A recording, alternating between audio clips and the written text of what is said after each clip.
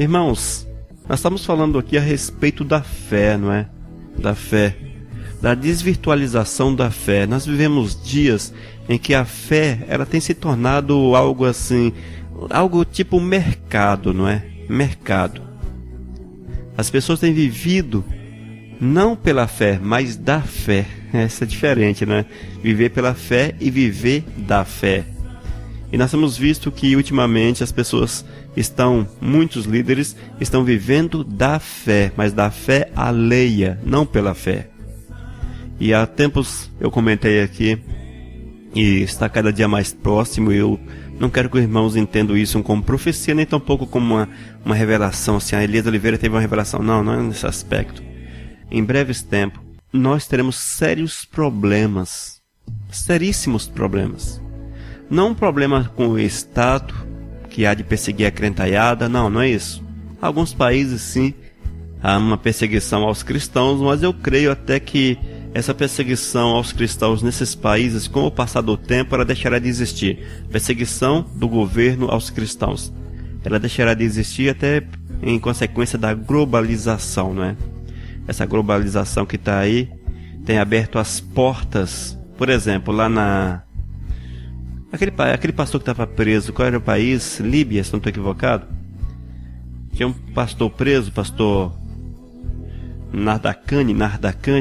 Ele estava preso porque, conforme as informações, havia negado a sua fé, digamos, a fé estatal. Negou a fé, tornou-se cristão, em consequência disso ele foi preso. Mesmo nesse país, nós já vemos a ação da globalização. Nós vemos que aquelas estruturas que eram tão radicais, já não são tão radicais. Já está havendo uma aceitação, se assim podemos dizer, um flexibilizar da fé das pessoas. O Nardacani foi solto. Por que ele foi solto? Porque veio uma pressão muito grande de fora. Quando a história do Nardacani caiu na mídia, principalmente na internet, isso mobilizou aqui no Brasil nossos senadores, deputados, a embaixada, mobilizou em outros países, muitos outros países, quase todo o globo, mobilizou todos os países em favor daquela pessoa e pressionaram aquele país. E esse pastor Nardacani, por fim, ele foi liberado, já está solto. Então nós vemos que isso é algo que vai acontecer. A flexibilização da fé desses países fechados vai acontecer. E isso aqui eu estou falando como profecia para vocês, tá bom? Vai acontecer. Daqui mais 20 anos, 30 anos, por exemplo, esses países que eram eminentemente fechados deixarão de ser fechados para o cristianismo, como já tem ocorrido ao longo do século passado e de boa parte desse século. Nós tínhamos países aí, gente, que, meu Deus, se você falasse Cristo Jesus, você estava preso. Isso já não existe mais. Nós já temos missionários infiltrados em todos os países. Tinha país que não tinha missionário. Hoje o missionário está lá. Evidentemente que não há aquela liberdade que nós temos no Brasil, claro que não, mas está lá. Já há uma aceitação, uma flexibilização, principalmente nos grandes centros, nos pequenos centros ainda, mas nos grandes centros já há uma flexibilização. Então isto, ao longo desses tempos aí próximos, dessas décadas próximas, se Cristo Jesus não voltar antes, e eu creio que não vai voltar, mas eu acho que não vai voltar na minha geração. Sinceramente, eu acredito que Jesus não volta na minha geração. Eu vou encontrar com ele primeiro. Então, esses países já estão sendo flexibilizados e assim serão de forma contínua. E o cristianismo vai entrar, talvez não vai imperar, como é aqui no Brasil ou em outros países da América Latina, da América do Norte, mas onde entrar. A nossa irmã diz, vai mesmo, na Nigéria, mesmo com perseguição forte, a igreja lá cresce massivamente. E esse crescimento da igreja lá na Nigéria vai mudando, vai flexibilizando o governo. E essa perseguição, eu me refiro aqui, gente, de perseguição estatal, viu? Perseguição de o cara jogar pedra na igreja, de como acontece em alguns países, de alguns lugares da Índia, que alguém vai lá e queima o templo. Não é esse tipo de perseguição não, porque isso é perseguição, digamos assim, do povo. Não, eu me refiro à perseguição estatal, como na Líbia, que pega o cara e prende o cara. É nesse aspecto. Esse é o tipo de perseguição aí, aqui no Brasil também tem. Velada, mas tem, não é? Então isso aí tem em tudo que é lugar. Mas a perseguição estatal é aquela que prende o cara. Essa é a perseguição que nós devemos levar em consideração. As outras é a ação do diabo, é a ação dos espíritos imundos, é a estatal também, mas esses movimentos que levam a queimar a igreja, a matar missionário, a matar cristãos, se não tem o aval do Estado, é algo localizado, né? Acontece aí ocasionalmente. Então nós temos visto que há essa flexibilização contínua. Então, a perseguição que a Bíblia nos diz que teremos nos últimos tempos, com certeza não será estatal. Até porque, se aqui no Brasil, para se cumprir essa visão, essa teologia da perseguição estatal nos últimos tempos, para se cumprir aqui no Brasil, nós teremos que fechar um estado tipo qual aí? Tipo Minas Gerais, não é? Teríamos que fechar as fronteiras de Minas Gerais, todas as fronteiras, e jogarmos lá dentro a crentalhada, porque já são mais de 40 milhões no Brasil, 22% da população, conforme o IBGE. Se são dados provavelmente para baixo, então nós temos aí no mínimo 50 milhões de cristãos evangélicos no Brasil. Teríamos que fechar um estado como Minas e jogar essa crentalhada toda lá dentro. Minas Gerais é o presídio da crentalhada. Já pensou? Impossível. Não há como. Aí você pega toda a América do Norte, você pega os outros países, você vai descobrir que é impossível você prender tanto crente. Não tem como você prender essa crentalhada. Então essa perseguição estatal, eu sinceramente, é uma tese minha, um ponto de vista meu, e eu me acho no direito de fazer isso, até porque as demais também são teses. É impossível, gente. Impossível. Mas tem uma perseguição, Geilman, que essa é radical, essa é terrível. Só que essa perseguição, ela é aquela que está na Bíblia. Foi a que aconteceu com todos que estão na Bíblia. É uma perseguição velada. Com Jesus aconteceu de forma radical. É a perseguição da religião contra aqueles que estão dentro da religião. Quem matou Jesus foi quem? Claro, quem matou Jesus foram os romanos. Mas quem pediu a morte de Jesus? Foram os judeus. Então não foi uma perseguição estatal que ocorreu com Jesus. Jesus não foi perseguido pelo Estado, por incrível que pareça. Inclusive o representante do Estado queria soltar Jesus. Quando chegaram com Jesus até Pilatos, Pilatos deu um jeitinho, mandou lá para outro cara. O outro cara olhou assim, esse aqui também não tem nada comigo, vou mandar esse de volta para Pilatos. Ele que se vira com esse tal de Jesus, que é questão deles lá. Pilatos olhou para Jesus e falou, mas como é que eu posso matar esse cara? Como é que o Estado pode condenar a Jesus? Não fez nada, não tem uma testemunha que ele tenha feito alguma coisa. Como é que o Estado pode matar Jesus? Pode condenar Jesus à morte? Mas quem foi que pediu? Os judeus estavam lá gritando, mata, mata, mata, mata, mata, mata, mata, mata. Como Pilatos? Ele estava mais interessado em estar de bem com a sociedade judaica, para não haver levante dentro do império, naquela província. Não, vamos ouvir então esses camaradas, vamos colocar nas mãos dele aí, e deixa que esse povo se vira aí. Que recaia sobre nós o sangue deste, gritaram os judeus. E assim aconteceu. Então quem matou Jesus, entre aspas, foram os crentes.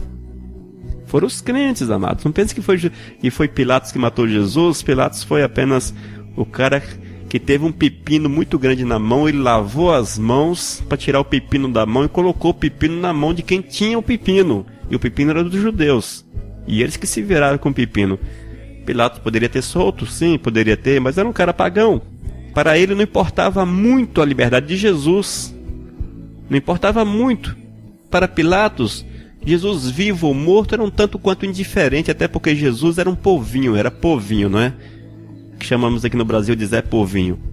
Era uma pessoa sem expressão. Mas a igreja queria a morte de Jesus. A igreja pediu o sangue de Jesus. A igreja matou Jesus. Vez ou outra eu vejo aí alguns autores na maior confusão, né? Quem matou Jesus não foram os judeus, quem matou Jesus foram os romanos. Não, quem matou Jesus foram os judeus.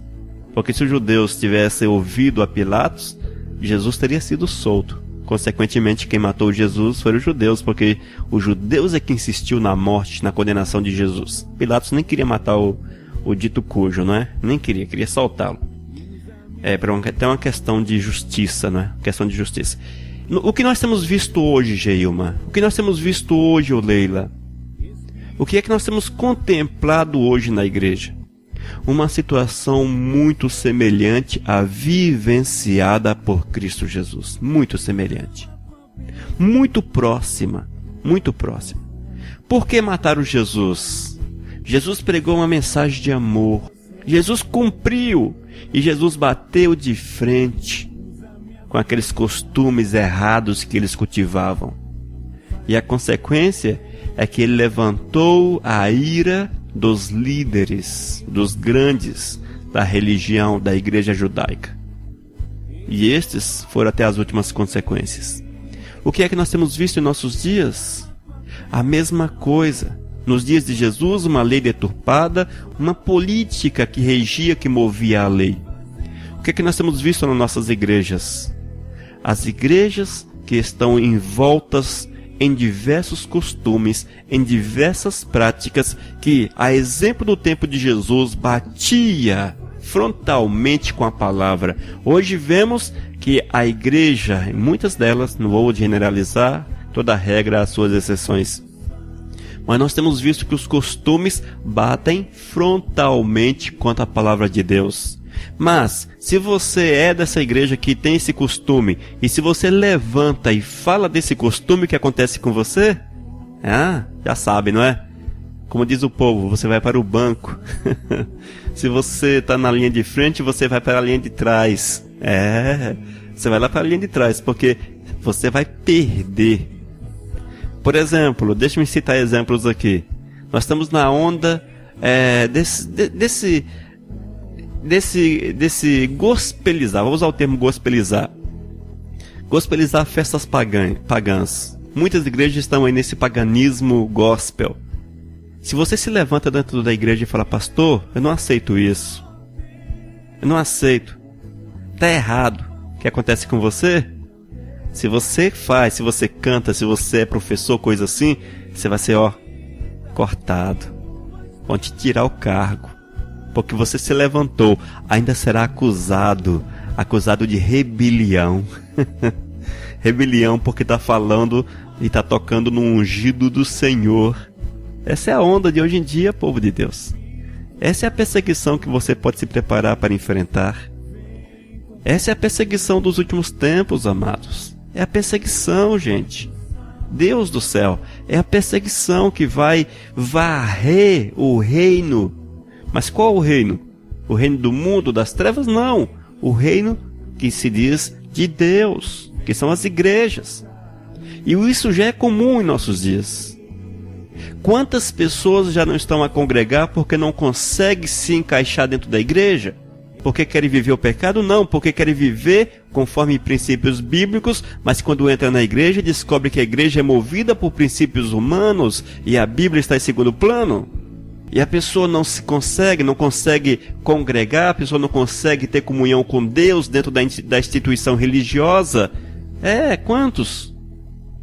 Tá chegando o tempo, irmã Geilma, tá chegando o tempo, Karen Keiteman, que tá ouvindo a gente. Tá chegando o tempo que muitos vão se reunir nos lares igual na igreja primitiva. Uma volta, não vou dizer que vai voltar à igreja primitiva, porque eu acho um pouco complicado, ou até mesmo impossível, os princípios da igreja primitiva no século XXI. Mas uma volta às reuniões nos lares, as pessoas que serão as desigrejadas, sem igrejas.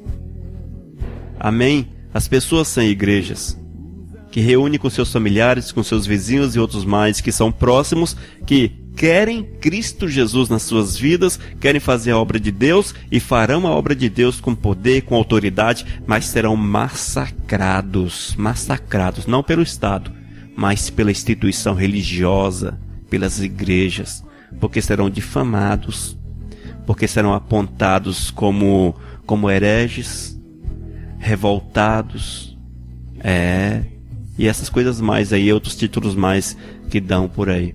Então nós temos visto isso, irmãos. E as igrejas que quiserem realmente ser de Deus, fiel ao Senhor, essas serão igrejas pequenas. É o remanescente do Senhor. Serão pequenas congregações, porque o que essas igrejas terão a oferecer, o pastor Jair, é o Evangelho de Cristo, o Evangelho do Senhor. Mas o Evangelho do Senhor, da mesma forma que não agradou as multidões no passado, hoje também não agrada as multidões. Lembra de Jesus? Quando ele andava, só de pão ele tinha 5.000 pessoas, sem contar as crianças, as mulheres. Eram 5.000 pessoas, a multidão, mas quantos andavam com ele querendo o Evangelho? Poucos. O que queriam de Jesus? O que querem hoje nas igrejas? As bênçãos. Olha que semelhança com o tempo de Jesus. O que buscavam? O que eles buscavam? Eles buscavam a bênção. Queriam só a bênção. Amém? Determinada vez Jesus ficou um tanto quanto revoltado e só viu o povo virar as costas contra ele, né? Foi virando as costas, quando ele olhou só tinha os discípulos. E vocês não vão também? Até que os discípulos queriam algo mais além das bênçãos. Aí falaram: Senhor, para onde vamos? Só tu tens a palavra de vida. Lembra do texto? Eu não estou com a referência para citar para vocês aqui. Então é isso. As igrejas que perseverar no Senhor serão assim, irmãos. Não serão igrejas grandes, não. Reunirão o remanescente de Deus, o povo fiel do Senhor. E são poucos hoje em dia, porque as pessoas estão vendo na igreja um salvador da pátria. Tipo assim, é o lugar de você ir buscar a bênção. Deus tornou-se uma espécie de Papai Noel. Distribui presentes. Só que é um Papai Noel que distribui mediante pagamento, né? Você tem que pagar para receber a bênção. Não é assim que a palavra nos fala, irmãos. Então eu estou falando para vocês, queridos, que eu não acredito nessa onda em que a igreja será perseguida nos últimos tempos pelo Estado, que nós seremos aprisionados, que seremos levados diante de juízes. Não! Nós seremos perseguidos por aqueles que são chamados de povo de Deus, pela igreja, e seremos levados diante dos juízes das igrejas, porque farão tribunais para julgar aqueles que são fiéis. Farão tribunais. As igrejas geralmente, quando vão excluir um membro porque esse quer ser fiel, o que é que faz? Leva diante do tribunal, e é julgado diante do tribunal, e é excluído do rol de membro por ser fiel a Deus. Amados, isso é o que vai acontecer, e que já acontece em nossos dias. Já acontece. Oh, meu Deus, é o que mais vemos hoje em dia. Então se prepare, queridos, se preparem para ser fiel ao Senhor. Para ser fiel ao Senhor. Amém? Para ser fiel ao Senhor. Porque essa fidelidade vai lhe custar muita coisa mesmo. Talvez até o desligamento ou a exoneração e até a eliminação do rol de membros de uma igreja. Amém? E alguém diz aqui: eu já me senti, pastor, triste e mal dentro da igreja. Houve uma época em que eu não queria mais ir à igreja, porque já sabia que no final sempre seria o homem a falar. Era a pressão do homem. O evangelho é simples, Jesus é simples, o homem é que complica. Com certeza. Eu sempre falo aqui já, não sei quantos anos. Se você olhar o evangelho, você vai reduzir o evangelho aí a uns 5 itens, no máximo 6 itens, nada mais do que isso, e é o suficiente. Que foi o que Paulo pregou, foi o que os pregadores pregaram no passado. 5 ou 6 itens, no máximo, não passa disso. Mas hoje nós temos aí um catatal de coisas que o homem que enfia goela abaixo da igreja e do próprio homem, não é? Então estejamos atentos a isso, irmãos, e se preparem. Se preparem. Uma das coisas que nós temos visto e tem nos assustado muito é que quando você membra numa igreja, você membrou numa igreja, você torna-se conivente. Você compactua com os atos da igreja. E está ficando difícil você compactuar com os atos da igreja, não é verdade? E muitos com certeza já o fazem, estão pedindo a exoneração do rol de membros das igrejas. São os últimos tempos. É os tempos do final. É os tempos do final. As coisas estão complicadas. Meu Deus, misericórdia. E nós precisamos disso, amados. Lembrar que Jesus Cristo não era comerciante. Jesus, ele era pregador do Evangelho, pregava o Evangelho que levou o homem para o céu. Ele não comercializava o céu. Um abraço ao pastor Henrique. Ai, pastor, mas dói, né, pastor? Dói, né, pastor? Dói bastante. Dói bastante. Pastor Henrique está dizendo: o cajado da verdade é curto e grosso. Tem que doer em muitas pessoas que comercializam o Evangelho. Diz ainda: parabéns, amado, vá em frente e o Senhor é contigo. Amém, pastor Henrique. Pastor Henrique é uma pessoa com a qual nós nos identificamos. Ele tem 51 anos de ministério, irmãos. 51 anos de ministério, quase 72 anos de idade. Quase 72 anos de idade. Então é uma pessoa que conhece de perto todas essas situações. De perto. E se o pastor Henrique fala isso que ele está falando aí, sinto-me honrado. Agora sim, agora sinto-me honrado aí pelas tuas palavras. Amém? Que nós possamos seguir sim essa caminhada. A nossa irmã Leila diz: fala aí, pastor, desse evangelho simples. Ô irmã, está lá na palavra o evangelho simples. Amém? Está na palavra, o evangelho simples. Vamos aqui.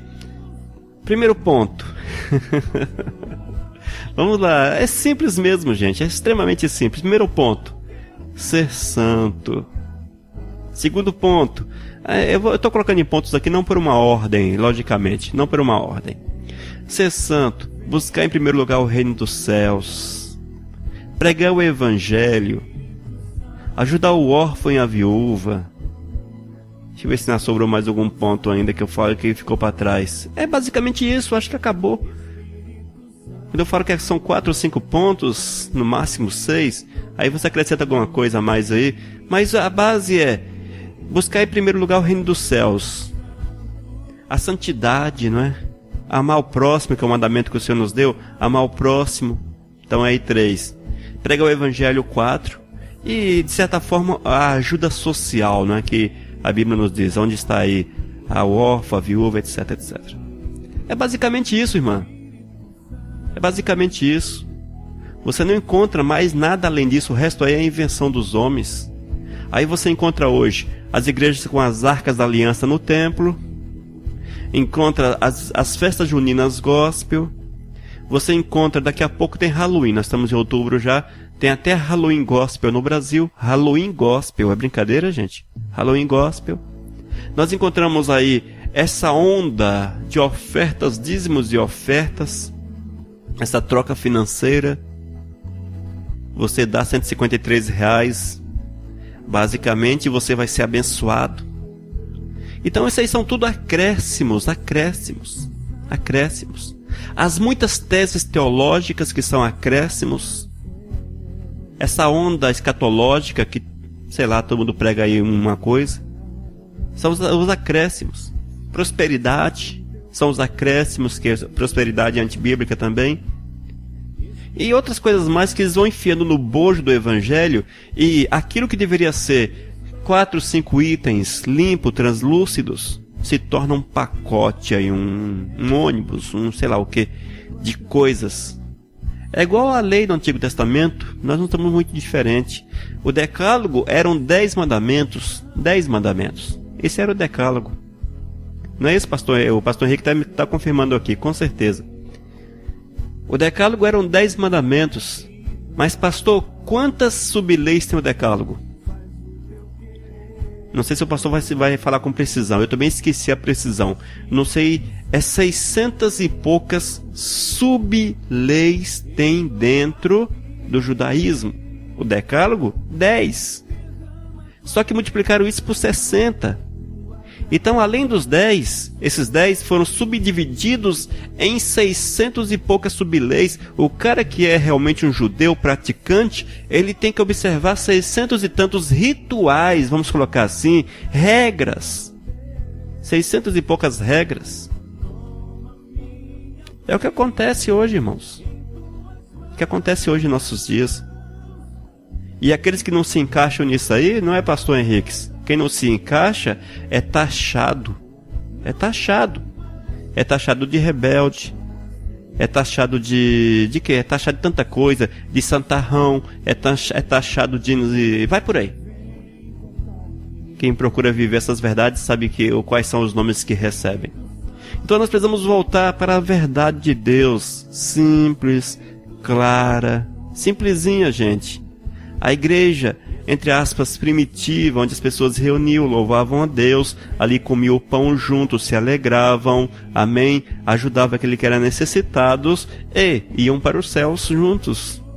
Isso aí. Hoje nós temos visto pastores que se acham deuses, pastores que se acham Deus, pastores que pregam cada barbaridade aí. Então, e se você não se adequa, como já me taxam por aí, né? Ei, benção. Já me taxam por aí. Então é isso aí, viu, gente? É isso aí. A nossa irmã Leila disse: eu gostaria muito de fazer teologia para entender bem isso. Não faz não, viu, irmã Leila? Não faz teologia não, leia a Bíblia. Porque a teologia não vai te fazer entender isso, vai te fazer perder de vista a simplicidade da palavra. E esse que é o grande problema. Não faz teologia não. Olha gente, eu sou bem sincero. Eu não aconselho ninguém a fazer teologia. Vez ou outra alguém me pergunta: Elido Oliveira, o que você acha? Eu queria fazer um curso teológico, eu faço? Olha, meu conselho para você, de fato, não faça. Principalmente se for faculdade. Se for esses cursos confessionais, menos mal. Mesmo assim, a teologia é voltada para a confissão, não é? Todo curso teológico ele tem sua tendência. Ele é voltado para a confissão. Mas se for curso teológico de faculdade, aquele que é uma grade do MEC, não faz não, tá? Faz administração, faz aí odontologia, faça medicina veterinária, mas não estuda teologia não, tá? O pastor Henrique está dizendo que são quase 700 subleis. Eu tinha o número guardado aqui, só que eu esqueci agora, viu, pastor? Eu tenho que olhar aqui a anotação. Eu sei que é 600 lá vai um monte de coisa, leis, subleis, vamos colocar assim, além do decálogo. Então eu sinceramente, eu não sugiro que ninguém faça curso de teologia, não é? Aqui, o pastor Henrique, o pastor Adélcio digitou 613 mandamentos, que são as tradições. Então o verdadeiro judeu, o pastor Adélcio está me ouvindo aí, né? Gente do céu. Eu acho que eu deixo, o pastor Adélcio nem tanto, porque o pastor Adélcio é meu companheiro já há muito tempo, o pastor Henrique também, mas eu acho que eu deixo um monte de pastor aí arrepiado, né? E levanta a mão de lá pra cá e expulsam. Oh, Deus, misericórdia. Mas o pastor Adélcio está afirmando que são 613 mandamentos. Eu achava que era isso mesmo, viu, pastor? Só que eu estava na dúvida se era 613 ou 631. Então, eu achava que era mais de 600. Com certeza, 613 mandamentos além do decálogo. Então, isso aí é o que o judeu que quer viver dentro do judaísmo precisa observar. Um judeu de verdade precisa observar tudo isso, esse catatal todo. É o que nós vemos nas igrejas hoje, não é? Uns 4 ou 5 mandamentos do Senhor, na verdade é um só, não é? O mandamento de Deus para a igreja é um só. Já foi perguntado para Jesus, ele respondeu respondeu na lata: ama a Deus acima de todas as coisas e o próximo como a si mesmo. Esse é o segundo maior mandamento. Então o Senhor na lata respondeu o que era. Então reduziu aí a um mandamento, não é? A um mandamento. Nós temos esse catatal todo nas igrejas evangélicas hoje em dia. Muito bem, gente. Nós estamos aqui comentando com vocês a respeito dessas questões. Então é assim que eu penso, viu, amado? Se você pensa diferente de mim, eu não vou discutir com você não, tá? Sinceramente, eu não vou discutir com você, até porque eu não sou de discutir teologia não. Às vezes eu passo aqui e fica meio de mão única. A minha visão a respeito de alguns temas, principalmente nesses temas escatológicos, a minha visão é essa. E eu já falei aqui algumas vezes que eu considero todo livro escatológico, eu considero lixo. Amém? E estou reafirmando aqui novamente. Todo livro escatológico, tudo aquilo que foi escrito, pois o cara pode ser PhD em divindade, não sei lá de que, das quantas. Para mim é lixo. Todo livro escatológico. Entendeu? Porque o Apocalipse ainda não foi revelado. Não foi revelado. E tudo que você lê a respeito de Apocalipse é uma tese teológica e há uma diversidade de teses. É por isso que você não consegue encontrar unanimidade em cima da escatologia. Não tem unanimidade. Um diz que a igreja vai ser arrebatada, depois volta Jesus. Outros dizem que volta Jesus, a igreja vai ser arrebatada e não sei o que, vai ser daquele jeito, e o céu é assim, o céu é pintado de amarelo, outro de rosa, sei lá. Enfim, ninguém fala coisa por coisa. Só que o apóstolo João deixou uma sentença muito séria dentro do Apocalipse, que a crentaiada escritores não querem observar. Quem acrescentar ou tirar, esse recebe de Deus um castigo. Está lá no finalzinho de Apocalipse. E é exatamente para isso, para estes que escrevem essas barbaridades a respeito do Apocalipse como se fossem revelações do Espírito Santo de Deus. O Apocalipse, gente, eu já falei aqui também, eu não aconselho ninguém comprar livros sobre o Apocalipse. Apocalipse versículo a versículo, não compre. Apocalipse explicado, não compre. Apocalipse segundo o Joaquinzinho da Silva, não compre. Apocalipse sei lá o que, não compre. Apocalipse dos últimos tempos, não compre. Não compra, gente, não compre, é lixo, é lixo, é lixo. Amém? É lixo teológico. Não compre. Amém? O livro de Apocalipse é bíblico? Sim. É inspirado? Com certeza, não tem a menor dúvida disso. Está na Bíblia até, porque está na Bíblia. Mas as explicações, as teses, que tem essas situações todas aí, tem pessoas comendo isso e pregando tese na igreja como se fosse revelação de Deus, aí é coisa de homem. Aí é preciso ter muito cuidado. O nosso irmão, o pastor Adelso, disse que resumiu tudo para 2 mandamentos, né? Amar a Deus sobre todas as coisas e o próximo como a si mesmo. E eu vou resumir em um mandamento, amar a Deus. Porque quando você amor a Deus, aí todo esse contexto está dentro do amar a Deus, não é? Então eu ainda estou resumindo em um só mandamento, amar a Deus. Então é isso aí, viu, irmãos? E os dias da perseguição estão chegando, viu? O pastor Adelso, dia desses estávamos conversando a respeito dessas situações, e ele estava comentando a respeito disso. Não é? Daquilo que é imposto, daquilo que é colocado pelas convenções da vida. E ele está se desligando da convenção porque ele não aceita essas coisas. E quando ele se desligar da convenção, ele será visto como uma ovelha negra. Ele será visto como um rebelde. Como alguém que está dando passos errados, digno de oração. É assim que acontece. É desse jeito.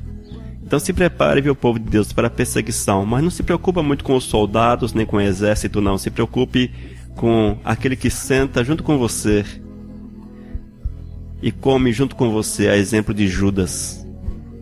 A exemplo de Judas. É esse que vai te perseguir. É aquele que come, que enfia a mão no prato junto com você. Lembre-se disso. Amém? Passa a olhar a Bíblia com os olhos espirituais, você vê a explicação para tudo. Quando você quer olhar pelo lado intelectual, você não consegue ver nada. Mas Jesus Cristo, ele é uma representação de tudo aquilo que há de acontecer na nossa vida. Ele foi perseguido pela igreja.